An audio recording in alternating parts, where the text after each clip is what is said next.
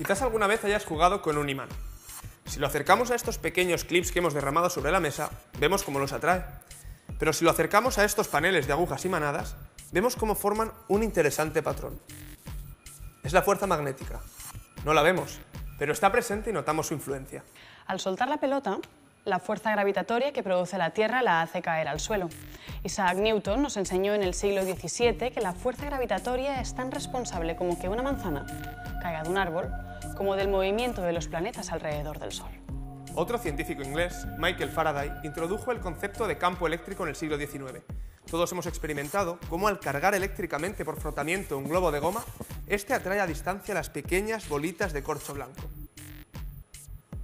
El campo es la manera que tiene la física moderna de entender estas interacciones.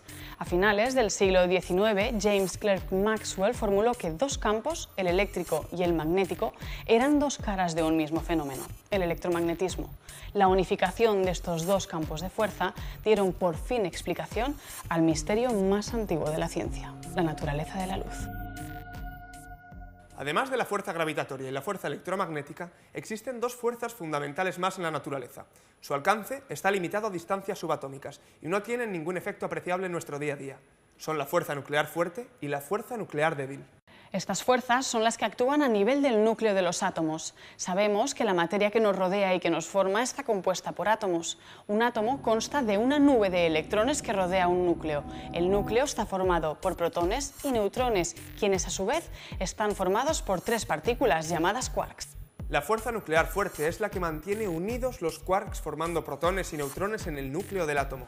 La fuerza débil es la responsable de cómo brilla el Sol o de cómo se desintegran los núcleos pesados, y esta interacción es la que está detrás de la teoría del bosón de Higgs. La visión moderna de las fuerzas es que se propagan por el espacio porque hay un intercambio de pequeñas partículas. Dos imanes se repelen o se atraen porque entre ellos hay un vaivén de partículas elementales que transmiten esta fuerza. En el caso de los imanes y de la interacción electromagnética en general, quizá no te sorprenda saber que las partículas mediadoras son los fotones, las mismas partículas que componen la luz.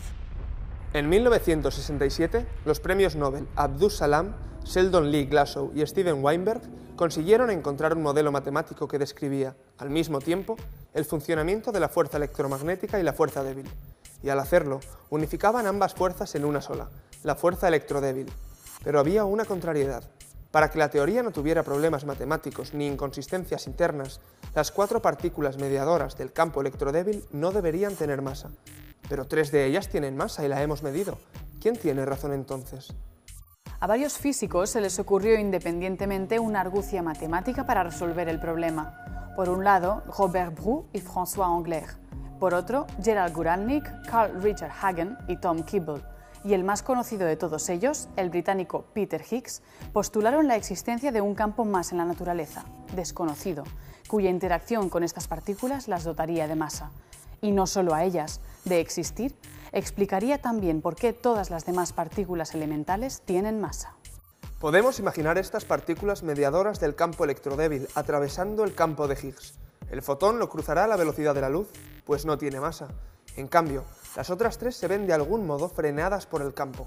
Dejan de viajar a la velocidad de la luz y se comportan como partículas con masa. El campo de Higgs las ha dotado efectivamente de masa. El Laboratorio de Altas Energías CERN descubrió en 2012 la existencia de una nueva partícula que podría corresponder al campo de Higgs.